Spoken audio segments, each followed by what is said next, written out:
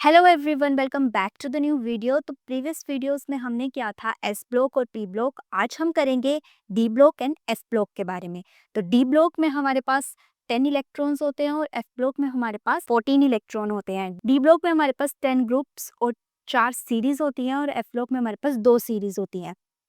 D block में last electron D subshell में enter करता है और एफ ब्लॉक में लास्ट इलेक्ट्रॉन एफ सबशेल में एंटर करता है। डी ब्लॉक में हमारे पास 3D series, 4D series, 5D series और 6D सीरीज आती हैं। 3D सीरीज स्कैंडियम से शुरू होती है, 4D सीरीज जिट्रियम से शुरू होती है और 5D सीरीज लेंथेनियम से, 6D एक्टिनियम से। जो डी ब्लॉक है वो हाईली रिएक्टिव होता है केमिस्ट्री की रिएक्शंस में, फिर कैटालिसिस के पर्पज से भी इसमें जो एलिमेंट्स है वो यूज होते हैं। बाकी इंडस्ट्रियल पर्पज से भी डी ब्लॉक जो है हमारे पास वो यूजफुल होता है। इसमें हमारे पास जो एलिमेंट्स होते हैं वो मेटेलिक इन नेचर होते हैं, वेरिएबल ऑक्सीडेशन स्टेज शो करते हैं और कलर भी शो करते हैं due to D D transition. मतलब डी ब्लॉक में डी ऑर्बिटल प्रेजेंट होता है तो यहाँ पर हमें डी डी ट्रांजिशन देखने को मिलती है, जिसकी वजह से ये एलिमेंट्स जो है वो कलर इम्पार्ट करते हैं। फिर रेडियो एक्टिव एलिमेंट्स भी यहाँ पर प्रेजेंट होते हैं जो कि हमारे एफ ब्लॉक में प्रेजेंट होते हैं। फिर कैटालिटिक प्रॉपर्टीज भी होती है एलिमेंट्स में, जैसे हमारे पास आयरन है, आयरन हैबर प्रोसेस में एज ए कैटालिस्ट यूज किया जाता है। फिर इसमें एलिमेंट्स जो है वो पैरामैग्नेटिक इन नेचर होते हैं due to presence of half filled D orbital. Half filled D orbital की वजह से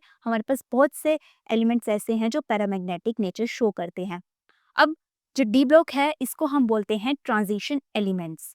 ट्रांजिशन एलिमेंट्स इसलिए बोलते हैं क्योंकि इसकी एक तरफ को less reactive S block present होता है और दूसरी तरफ को more reactive P block present होता है और ये बीच में ब्रिज बनने का काम करता है, इसीलिए इसको ट्रांजिशन एलिमेंट्स बोला जाता है। और जो हमारे पास एफ ब्लॉक है इसको इनर ट्रांजिशन एलिमेंट्स बोला जाता है, क्योंकि जो हमारा एफ ब्लॉक है वो बेसिकली डी ब्लॉक के अंदर ही प्रेजेंट है, लेकिन इसको हमने सिमेट्री मेंटेन करने के लिए जो है वो पीरियोडिक टेबल के लास्ट में रखा हुआ है।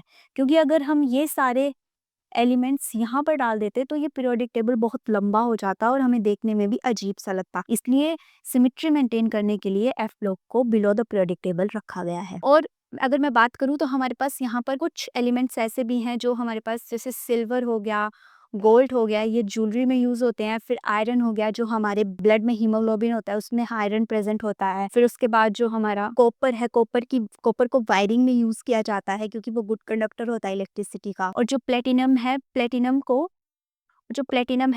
को एज ए कैटलिस्ट, बहुत अच्छा कैटलिस्ट जो है वो यूज किया जाता है। अब जो हमारे पास एफ ब्लॉक की 4F सीरीज है ये हमारे पास रेयर अर्थ एलिमेंट्स होते हैं और जो हमारे पास 5F की सीरीज है उसको हम रेडियो एक्टिव एलिमेंट्स बोलते हैं, क्योंकि जो 5F की सीरीज है उसमें हमारे पास रेडियो एक्टिव एलिमेंट्स प्रेजेंट होते हैं। तो ये कुछ बेसिक थे सभी ब्लॉक्स के बारे में जो मैंने आपको प्रीवियस वीडियोस में और आज की वीडियो में कवर करवाए हैं।